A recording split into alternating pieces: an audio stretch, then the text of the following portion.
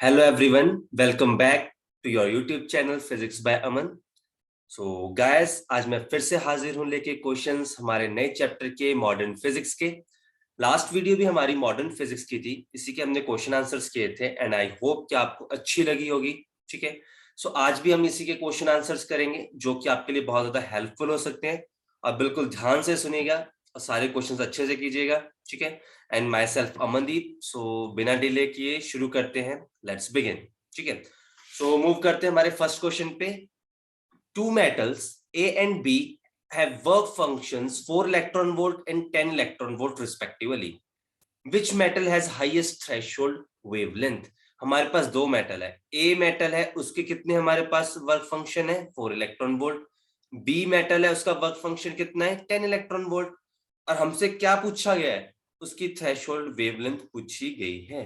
ठीक है, तो जैसे कि हम सब जानते हैं, ठीक है, थ्रेशोल्ड वेवलेंथ और वर्क फंक्शन के बीच में क्या रिलेशन होता है। वर्क फंक्शन को फाई से डिनोट करते हैं, it is equals to h nu naught. Nu naught आपकी होती है थ्रेशोल्ड फ्रीक्वेंसी, ओके, और frequency equals to c by lambda, so h c by lambda naught. ये आपका वर्क फंक्शन का रिलेशन आएगा with wavelength, that work function is inversely proportional to wavelength. इस relation से आपको पता चल रहा है phi is inversely proportional to wavelength.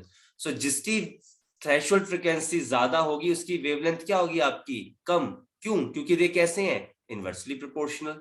सो देखिए कौन सी यहाँ पे ऑप्शन हो सकती है, जिसकी वेवलेंथ ज्यादा, जिसकी आपकी थ्रेशोल्ड एनर्जी या कह सकते हो वर्क फंक्शन ज्यादा, उसकी थ्रेशोल्ड वेवलेंथ क्या होगी कम। ठीक है, तो इसमें से हाइयर किसकी होगी, जिसकी एनर्जी कम उसकी वेवलेंथ ज्यादा। तो करेक्ट ऑप्शन क्या है आपका, ऑप्शन ए मेटल है। जिसकी वर्क फंक्शन आपकी कम होगी उसकी थ्रेशोल्ड वेवलेंथ ज्यादा होगी। क्यों? क्योंकि वो दोनों कैसे प्रोपोर्शनल है आपस में, they are inversely proportional to each other. ठीक है, चलो नेक्स्ट देखते हैं। Photons of 10.25 electron volt falls on the surface of metal emitting photoelectrons of maximum kinetic energy 5 electron volt। यहां पर आपको काइनेटिक एनर्जी मैक्सिमम कितनी दी गई है 5 इलेक्ट्रॉन वोल्ट दी गई है। ठीक है, और जो एनर्जी है फोटोन की जो उसके ऊपर फॉल कर रहे हैं वो कितनी है 10.25 electron volt. What is a stopping voltage या फिर स्टॉपिंग पोटेंशियल पूछा गया है आपसे। ठीक है, आपसे क्या पूछा गया है, stopping potential.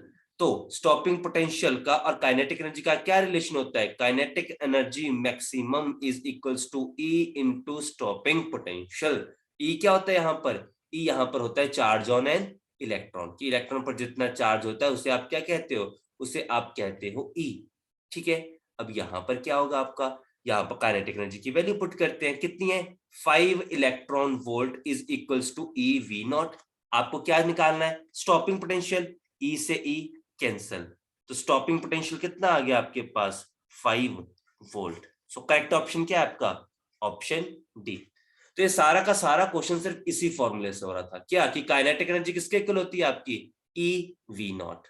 We naught stopping potential होता है, ई आपका क्या होता है आपका, ये आपका होता है चार्ज ऑन एन इलेक्ट्रॉन, और जो कि आपके क्या हो रहे थे एक दूसरे से कैंसिल हो रहे थे। ओके, सो नेक्स्ट देखते हैं हमारा।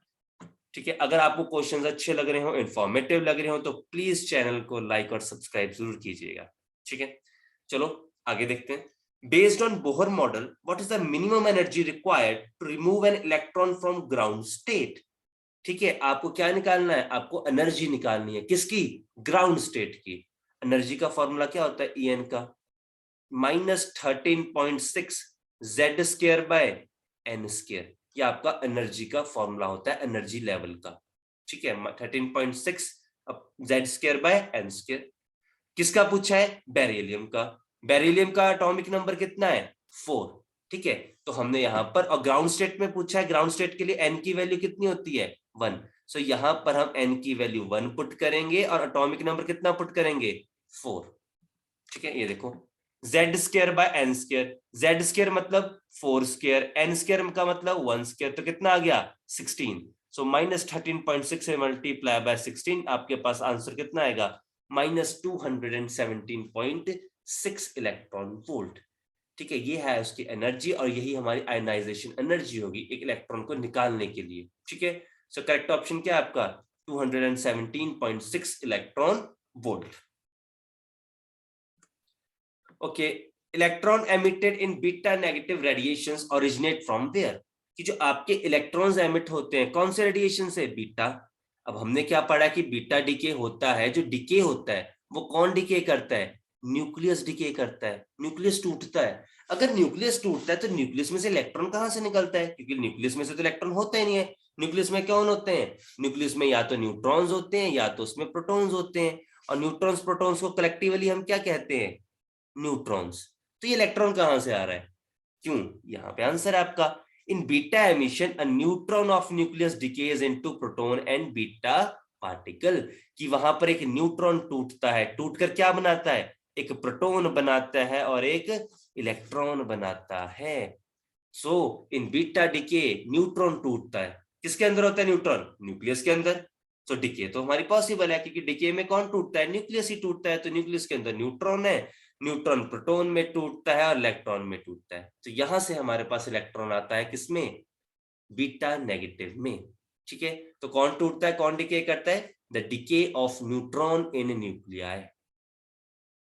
चलो नेक्स्ट देखते हैं, what is the reaction responsible for production of light energy from sun, कि सन में कौन सी आपकी ऐसी रिएक्शन होती है जिससे क्या मिलती है, हमें एनर्जी मिलती है। सो करेक्ट आंसर क्या है इसका, न्यूक्लियर फ्यूजन। हाइड्रोजन और हाइड्रोजन मिलकर क्या बनाते हैं सन में, हीलियम बनाते हैं। सो जब दो छोटे न्यूक्लियस मिलकर बड़ा न्यूक्लियस बनाते हैं तो उसे हम क्या बोलते हैं, न्यूक्लियर फ्यूजन। ठीक है, और न्यूक्लियर फ्यूजन की कंडीशन क्या है कि न्यूक्लियर फ्यूजन हमेशा कौन से टेम्परेचर पर होता है, हाई टेम्परेचर पर। ये किसकी कंडीशंस है, फ्यूजन की, एट वेरी हाई टेम्परेचर। ठीक है, proton fuses to form helium, एक दो हाइड्रोजन मिलकर क्या बनाते हैं, हीलियम बनाते हैं, and liberating a huge amount of energy. और वो हाइड्रोजन मिलकर हीलियम तो बनाते ही बनाते हैं, साथ साथ में क्या करते हैं, वो बहुत सारी एनर्जी निकालते हैं, और यही एनर्जी हमें लाइट की फॉर्म में अर्थ पर मिलती है। ठीक है, in nuclear reactors what are the controlling rods made of, controlling rods या कंट्रोल रॉड्स कहते हैं इनको, ये किसकी बनी होती है, ये बनी होती है आपकी कैडमियम की, या कैडमियम की होती है या किसकी होती है, बोरॉन। तो ये दो मटेरियल हम यूज करते हैं for making of control rods. अब कंट्रोल रॉड्स करती क्या है हमारी, they are used to absorb the extra nucleons and to absorb neutrons. ये क्या करता है हमारा, ये न्यूट्रॉन्स को अब्सॉर्ब करता है, कौन, कंट्रोल रॉड्स। जब ये न्यूट्रॉन्स को अब्सॉर्ब करता है तो क्या होती है हमारी, हम न्यूक्लियर रिएक्शन को क्या कर सकते हैं, हम न्यूक्लियर फिशन को क्या कर सकते हैं, हम न्यूक्लियर फिशन को कंट्रोल कर सकते हैं। ठीक है, तो क्या करता है कंट्रोल रॉड्स, ये न्यूक्लियस को, ये सॉरी न्यूट्रॉन्स को अब्सॉर्ब करता है। न्यूट्रॉन अब्सॉर्ब होते हैं तो हमारी रिएक्शन फर्दर आगे नहीं प्रोसीड होती है जिस स्पीड से उसको होना चाहिए, और इस तरह से हम रिएक्शन को क्या करते हैं, कंट्रोल करते हैं। ठीक है, चलो फिर नेक्स्ट देखते हैं हमारा, which of the following is the correct statement, इसमें से कौन सी करेक्ट है। पहले से शुरू करते हैं, beta rays are same as for cathode rays, is it correct. Beta rays किसकी रेज होती हैं, इलेक्ट्रॉन होता है इसमें, ये इलेक्ट्रॉन की रेज होती हैं, और कैथोड भी किसकी होती है, इलेक्ट्रॉन्स की। तो पहला ही आंसर करेक्ट है आपका, कि जो बीटा रेज हैं वही आपकी इलेक्ट्रॉन्स होते हैं, और कैथोड रेज में भी आपके क्या होते हैं, इलेक्ट्रॉन होते हैं। तो दोनों में ही आपके इलेक्ट्रॉन होते हैं, तो ये आपका करेक्ट ऑप्शन आएगा ए। ओके, तो थैंक यू फॉर पेशेंस, आपने बहुत ही पेशेंस के साथ ये क्वेश्चन सुने, और आई होप कि आपको ये इंफॉर्मेटिव लगे हों, अच्छे लगे हों। ठीक है, सो अगर आपको अच्छे लगे हैं तो प्लीज चैनल को लाइक और सब्सक्राइब करें। दोबारा मिलेंगे नई वीडियो के साथ, तब तक के लिए बाय बाय।